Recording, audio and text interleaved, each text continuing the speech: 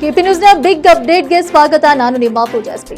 ಅಕ್ರಮ ಗೋ ಸಾಗಾಟ ವಾಹನವನ್ನ ತಡೆದು 23 ಗೋವುಗಳನ್ನ ರಕ್ಷಿಸಿದಂತಹ ಬಿಜೆಪಿ ಶಾಸಕ ಶರಣು ಸಲ್ಗಾರ್. ಹೌದು ವೀಕ್ಷಕರೇ, ಇನ್ನು ಬೀದರ್ನಲ್ಲಿ ಅಕ್ರಮವಾಗಿ ಗೋವುಗಳನ್ನ ಸಾಗಾಟ ಮಾಡುತ್ತಿದ್ದಂತಹ ವೇಳೆ ವಾಹನವನ್ನ ತಡೆದು ಅವುಗಳನ್ನ ಸ್ವತಃ ಶಾಸಕರೇ ರಕ್ಷಣೆ ಮಾಡಿರುವಂತಹ ಘಟನೆ ಒಂದು ಬಸವಕಲ್ಯಾಣ ತಾಲೂಕಿನ ಅಲ್ಗೂಡು ಗ್ರಾಮದ ಸಮೀಪ ಬೆಳಕಿಗೆ ಬಂದಿದೆ. ಇನ್ನು ಬಸವಕಲ್ಯಾಣದಿಂದ ಅಲ್ಗೂಡ್ ಚಿಟ್ಟ ಗ್ರಾಮದ ಮೂಲಕ ಮಹಾರಾಷ್ಟ್ರಕ್ಕೆ ಸಾಗಿಸುತ್ತಿದ್ದಂತಹ ಒಂದಲ್ಲ ಎರಡಲ್ಲ ಬರೋಬ್ಬರಿ 23 ಗೋವುಗಳನ್ನ ಬಿಜೆಪಿ ಶಾಸಕ ಶರಣು ಸಲ್ಗಾರ್ ಅವರು ರಕ್ಷಣೆಯನ್ನ ಮಾಡಿದ್ದಾರೆ. ಇನ್ನು ಮಂಠಾಳ್ ಪೊಲೀಸ್ ಠಾಣೆ ವ್ಯಾಪ್ತಿಯಲ್ಲಿ ಈ ಒಂದು ಘಟನೆ ನಡೆದಿದ್ದು, ರಕ್ಷಿಸಿದಂತಹ ಗೋವುಗಳನ್ನ ಗೋಶಾಲೆಗೆ ರವಾನೆ ಮಾಡಲಾಗಿದೆ ಎನ್ನುವಂತಹ ಮಾಹಿತಿ ಲಭ್ಯವಾಗಿದೆ.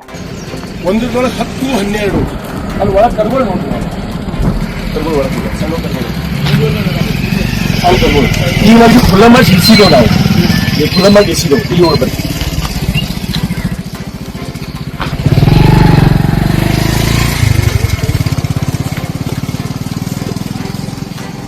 ಇವತ್ತು ತಪ್ಪು ಮಾಡಿ ಅಂತ ಹೇಳಿ ಒಪ್ಕೊಂಡಿದ್ದು, ಇವ್ರು 4 ಮಂದಿ ನಿಂದಿಸಿ ನಾವು ತಪ್ಪು ಮಾಡಿ ಅಂತ ಹೇಳಿ ಒಪ್ಕೊಂಡಿದ್ದು. ನಿಮ್ಗೆ ಎವಿಡೆನ್ಸ್ ಅದ, ಮೇನ್ ಇವನೇ ರೀ ಪಾಡ್ದವ ಇವರೇ, ಇಲ್ಲೇ ಪಾಡ್ದವ ನೀವೆಲ್ಲ ಮಾಡಬೇಕು.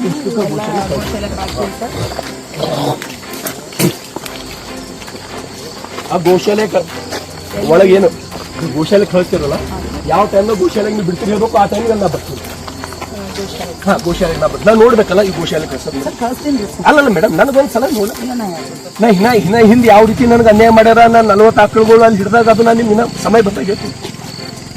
40 ಆಕಳುಗಳು ಗೋಶಾಲೆಗೆ ಇಲಾಖೆದವ್ರೆ, ನಿಮ್ಮ ಇಲಾಖೆದವ್ರೆ, CPI ಎಲ್ಲಿಯವರು, ವೆಟರ್ನರಿದವರು 40 ಆಕಳುಗಳು ಒಯ್ದು ಗೋಶಾಲೆಗೆ ಬಿಟ್ಟು ಬಂದ್ ಮಾಡಕ ಮುಂದೆ ಏನಾಯ್ತು ಅಂತ ಹೇಳಿ ಅದು ಒಂದು ಒಳ್ಳೆ ಸಮಯದ ಮೇಲೆ ಹೇಳ್ತೀನಿ. ಏನ್ ಮಾಡ್ಯಾರ ಅಂತ ಹೇಳಿ, ಯಾರು ಏನ್ ಮಾಡ್ಯಾರ ಅಂತ ಹೇಳಿ ಅದು ಸಮಯ ಬಂದಾಗ ಹೇಳ್ತೀನಿ ಮೇಡಮ್.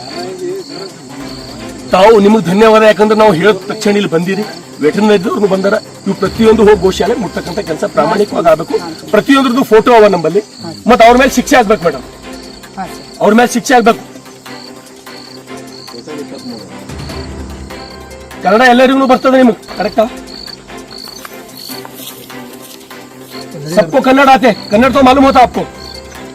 जीने के लिए रास्ता बहुत है. ये धंधा आज नहीं तो हम पूरा बंद कर रहे हैं. हमें आप चिंता मत करो, हमेशा चलता बोल के.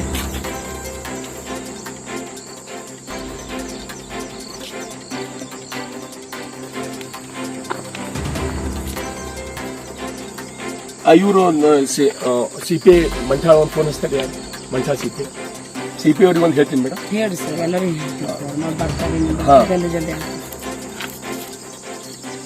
ಮತ್ತಷ್ಟು ಅಪ್ಡೇಟ್ಸ್ಗಳಿಗಾಗಿ ನೋಡ್ತಾ ಇರಿ KP News 24/7. ಧನ್ಯವಾದಗಳು.